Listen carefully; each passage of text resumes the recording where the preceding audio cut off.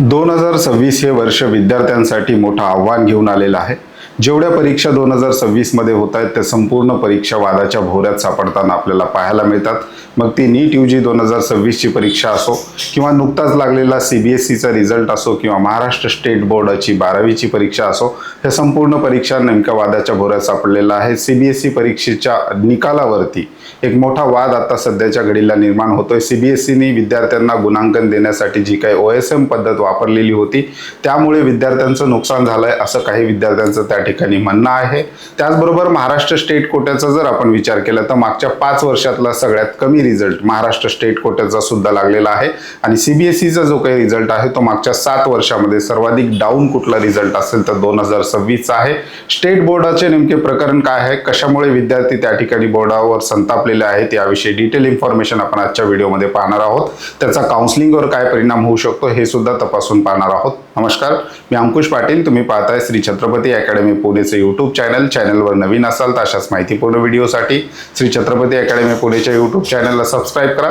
त्याचबरोबर नीट यूजी 2026 ची रीनीट एक्झाम देणाऱ्या विद्यार्थ्यांसाठी वेगवेगळ्या 7 टॉपच्या कोचिंग क्लासेसच्या टेस्ट सिरीजच्या ज्या काही लिंक आहेत विद्यार्थ्यांना एकाच ठिकाणी मिळाव्यात म्हणून छत्रपती अकॅडमी पुणेच्या कट ऑफ मंत्र ॲपमध्ये आपण फ्री बुकलेट या टॅब खाली विद्यार्थ्यांना त्या ठिकाणी टेस्ट सिरीजच्या लिंक प्रोव्हाइड केलेल्या आहेत. ज्या विद्यार्थ्यांनी कट ऑफ मंत्र ॲप डाउनलोड केलं नसेल, डिस्क्रिप्शन बॉक्समध्ये कट ऑफ मंत्र ॲपची लिंक आहे. त्यावर रजिस्ट्रेशन केल्यावर होम पेजवर तुम्हाला फ्री बुकलेट अशा प्रकारचा टॅब दिसेल. त्याच्यामध्ये वेगवेगळ्या कॉलेजचे कट ऑफ आणि पहिलाच जो काही सेक्शन दिलेला आहे फ्री टेस्ट सिरीज अशा प्रकारचा आहे आणि त्या ठिकाणी क्लिक केल्यानंतर वेगवेगळे 7 देशभरातले जे काही टॉपचे कोचिंग क्लासेस असतील, महाराष्ट्रातले कोचिंग क्लासेस असतील, त्यांच्या टेस्ट सिरीज आजपासून चालू होत आहेत. त्या ठिकाणी तुम्हाला लिंक त्यांच्या होम पेजच्या एकाच ठिकाणी मिळणार आहे. ॲपची लिंक डिस्क्रिप्शन बॉक्समध्ये देण्यात आलेली आहे. मुख्य विषयाला सुरुवात करूयात. सीबीएसई 12वी निकाल 2026 OSM प्रणालीचा वाद. काही विद्यार्थ्यांचं म्हणणं आहे जेईची एक्झाम झालेली आहे, आज जेई ॲडव्हान्स सुद्धा आहे, अगोदर एक जेईचा एक्झाम झालेली आहे.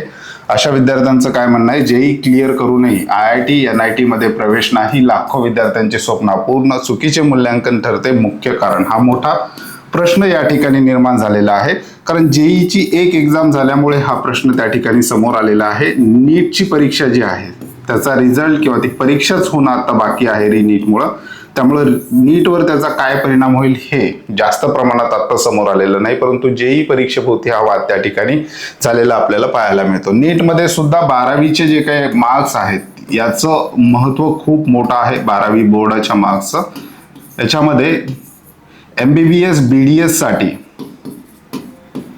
PCB ग्रुपिंग असणं, विद्यार्थ्यांची फिजिक्स केमिस्ट्री बायोलॉजी मार्क्स ही ग्रुपिंग असणं खूप गरजेचं आहे. ओपन कॅटेगरीचा किंवा EWS कॅटेगरीचा मुलगा असेल तर PCBची टोटल 150 असणं आवश्यक आहे आणि रिझर्व्ह कॅटेगरीचा विद्यार्थी असेल, महाराष्ट्रातली इतर कोणतीही रिझर्व्ह कॅटेगरीचा विद्यार्थी असेल तर त्याची PCB ग्रुपिंग 120 असणं सध्याच्या घडीला आवश्यक आहे. हा MBBS BDS साठीच क्रायटेरिया आहे. बाकी आयुष कोर्सेस जे आहेत BAMS BHMS BUMS याच्यासाठी PCB ग्रुपिंग क्रायटेरिया शासनाने काढून टाकलेला आहे. विद्यार्थी 12वी पास असेल तरी आयुष कोर्सेससाठी इलिजिबल होतो. फिजिओथेरपी किंवा थेरपी कोर्सेससाठी सुद्धा PCB ग्रुपिंग क्रायटेरिया सध्याच्या घडीला नाही, परंतु विद्यार्थ्याला MBBS BDS मध्ये ऍडमिशन घ्यायचं असेल तर 12वी बोर्डाच्या मार्क्सचा PCB ग्रुपिंग क्रायटेरिया विद्यार्थ्यांचा पूर्ण असणं गरजेचं आहे. विद्यार्थी 12वी पास असणं गरजेचं आहे. तर बोर्डाच्या मार्क्सचं महत्व जे आहे हे ग्रुपिंगसाठी सगळ्यात महत्वाचं असलेलं आपल्याला पाहायला मिळतं. निकालातील मोठी घसरण जर सीबीएसईच्या रिझल्टचं आपण विश्लेषण केलं तर या वर्षीचा रिझल्ट 85.2% एवढा आहे. 2026 मधील एकूण उत्तीर्ण टक्केवारी संपूर्ण विद्यार्थ्याची एवढी राहिलेली आहे. हा निकाल मागील 7 वर्षातील सर्वात कमी निकाल आहे. म्हणजे सीबीएसईचा मागील 7 वर्षातील सर्वाधिक कमी निकाल यावर्षी लागलेला आहे. याचं एक कारण बोललं जात आहे की यावर्षी विद्यार्थ्यांचा पेपर चेक करण्यासाठी ऑन स्क्रीन मार्किंग याचा वापर केलेला आहे, टेक्नॉलॉजीचा वापर केलेला आहे, ज्याला शॉर्टमध्ये OSM टेक्नॉलॉजी प्रणालीवर गंभीर प्रश्नचिन्ह निर्माण झालेले आहेत आणि ऑन स्क्रीन मार्किंगमुळे विद्यार्थ्यांचे जे काही प्रश्नपत्रिका त्या ठिकाणी किंवा उत्तरपत्रिका तपासलेल्या आहेत त्यामुळे रिझल्टमध्ये सुद्धा घसरण झालेली आहे आणि विद्यार्थ्यांना सुद्धा त्या ठिकाणी 12वी मध्ये खूप कमी मार्क्स आलेले आहेत. बऱ्याचशा विद्यार्थ्यांचं म्हणणं आहे की आमचं जेईचा स्कोर त्या ठिकाणी खूप चांगला आहे, परंतु 12वीचे जे काही मार्क्स आहेत त्या मार्क्समुळे आमची अडचण त्या ठिकाणी एका प्रतिष्ठित कॉलेजमध्ये ऍडमिशन घेण्यासाठी विद्यार्थी त्या ठिकाणी निर्माण झालेली आहे. पुढे आपण महाराष्ट्र स्टेट बोर्डचा सुद्धा डाटा बघणार आहोत, ते सुद्धा डिटेल समजून घेणार आहोत. हे काही ग्राफ्स आहेत, तुम्ही याचे स्क्रीनशॉट घेऊ शकता. आपण विषय वाईज जे आहे सीबीएसईचं विद्यार्थ्यांचं जे म्हणणं आहे ते मांडलेलं आहे की अपेक्षित गुण त्यांना किती यायला पाहिजे, परंतु OSM प्रणालीमुळे त्यांना किती टक्के त्या ठिकाणी नुकसान झालेलं आहे. त्याच्यानंतर OSM प्रणाली विद्यार्थी विरुद्ध सीबीएसई, विद्यार्थ्यांचं नेमकं काय म्हणणं आहे सीबीएसईच्या रिझल्ट बाबत, आणि सीबीएसईने सुद्धा स्वतः स्पष्टीकरण त्या ठिकाणी दिलेलं आहे. सीबीएसईचं नेमकं स्पष्टीकरण काय आहे हा महत्वाचा मुद्दा आपण इथे घेऊ. मुद्दा गुणांमधील तफावत. जेई क्रॅक करणाऱ्यांना बोर्डात 60% पेक्षा कमी गुण मिळाल्याचं विद्यार्थ्यांचं पालकांचं म्हणणं आहे. सीबीएसईने स्पष्टीकरण दिलंय, डिजिटल स्टेप वाईज मार्किंगमुळे मानवी चुका टळलेल्या आहेत. ॲक्युरेट मार्किंग किंवा ॲक्युरेट पेपर विद्यार्थ्यांचे तपासले गेले आहेत. सीबीएसई OSM प्रणालीच्या पूर्णपणे समर्थनास त्या ठिकाणी आहे. तपासणी पद्धत OSM, शिक्षकांना योग्य प्रशिक्षण नाही, पेपर अत्यंत कठोर तपासले. इकडे सीबीएसईचं म्हणणं आहे OSM प्रणाली पूर्णपणे पारदर्शक आणि निष्पक्ष आहे.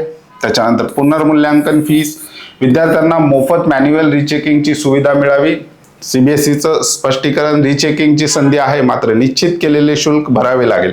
म्हणजेच विद्यार्थ्यांना आता जे काही सीबीएसईचा रिझल्ट आलाय याच्यामध्ये रिव्हॅल्युएशन किंवा रिचेकिंग साठी सुद्धा संधी देण्यात आलेली आहे. त्याच्यासाठी सीबीएसईने फीस ठेवलेली आहे. विद्यार्थ्यांचं म्हणणं आहे की आम्हाला ऑलरेडी मार्क्स कमी आलेले आहेत, अपेक्षेपेक्षा कमी गुण आलेले आहेत, आम्हाला जे काही हे रिव्हॅल्युएशन किंवा रिचेकिंग जे आहे ते मोफत मिळावं, परंतु सीबीएसईने त्यासाठी फीस लावलेली आहे. भविष्य IIT NIT प्रवेश धोक्यात असल्याने मानसिक तणाव विद्यार्थ्यांचा वाढला आहे. सीबीएसईचे स्पष्टीकरण, निकालावर असमाधानी असल्यास अधिकृत प्रक्रियेचा अवलंब करा. म्हणजे जे काही सीबीएसईची अधिकृत प्रक्रिया आहे रिव्हॅल्युएशन रिचेकिंग त्याचा विद्यार्थ्यांनी अवलंब करावा असं सीबीएसईने सांगितलंय. ट्विटर किंवा विविध सोशल मीडियावर हा वाद नीट नंतर आता नव्याने त्या ठिकाणी आलेला आहे. त्यानंतर सध्याच्या परिस्थितीत विद्यार्थ्यांच्या प्रमुख मागण्या काय आहेत? मोफत पुनर्मूल्यांकन करावे, जुन्या पद्धतीने मॅन्युअल चेकिंग पेपरची त्या ठिकाणी विद्यार्थ्यांची करावी, OSM प्रणालीचा वापर सीबीएसईने करू नये, रिचेकिंग फी मध्ये कपात करावी, अशा प्रकारच्या काही विद्यार्थ्यांच्या मागण्या आहेत. तेच महाराष्ट्र स्टेट बोर्डाचा जर आपण विचार केला तर निकालावर महाराष्ट्र स्टेट बोर्डाचा वाद झालेला नाही, परंतु पेपर तपासणी मात्र विद्यार्थ्यांची कडक झालेली आपल्याला पाहायला मिळते. कारण महाराष्ट्र स्टेट बोर्डाचा रिझल्ट सुद्धा मागच्या 5 वर्षामधला सगळ्यात कमी निकाल आल्याचं त्या ठिकाणी बोललं जातं. या वर्षीचा महाराष्ट्र राज्याचा जो काही 12वीचा निकाल आहे स्टेट बोर्डाचा तो आहे 79.79%, lowest in the last 5 years, मागच्या 5 वर्षातील सगळ्यात कमी निकाल असलेला आपल्याला पाहायला मिळतो. याच्यामुळे बऱ्याचशा विद्यार्थ्यांची जी काही ग्रुपिंग आहे PCB ग्रुपिंग ती सुद्धा क्लिअर झाली नाही.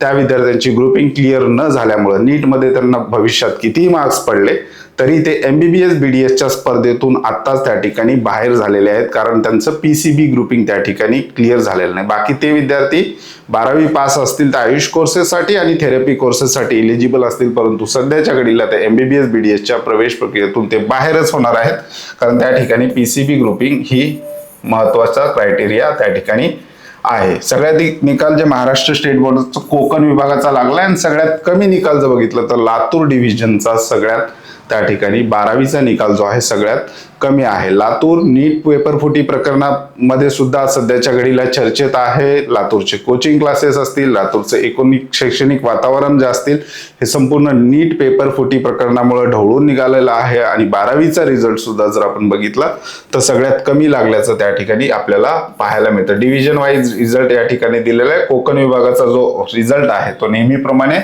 हायर साईडला त्या ठिकाणी असतो 12वीचा. याचं एक कारण हे सुद्धा बोललं जाते की कोकणात कोचिंग क्लासेस कल्चर जे आहे ते मोठ्या प्रमाणावर अजून त्या ठिकाणी पोहोचलेलं नाही.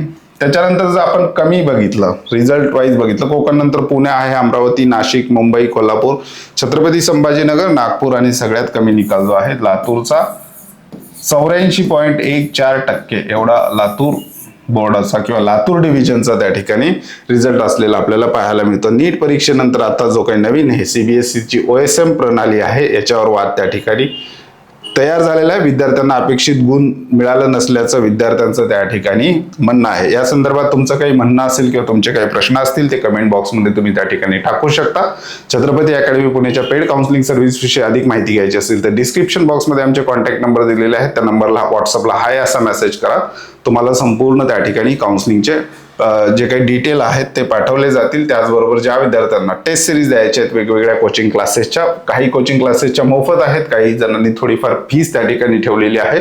तुम्ही त्यांच्या वेबसाईटवर जाऊन चेक करू शकता. संपूर्ण कोचिंग क्लासेस ज्यांच्या सध्याच्या घडीला टेस्ट सिरीज लॉन्च झालेल्या आहेत त्या संपूर्ण कोचिंग क्लासेसच्या सर्व लिंक एकाच ॲपमध्ये विद्यार्थ्यांना आपण उपलब्ध करून देतोय. कट ऑफ मंत्र ॲपची लिंक डिस्क्रिप्शन बॉक्समध्ये देण्यात आलेली आहे. तुर्तास आजच्या व्हिडिओमध्ये आपण इथेच थांबतोय. पुन्हा भेटूयात आणखी एका नव्या आणि माहितीपूर्ण व्हिडिओमध्ये. धन्यवाद.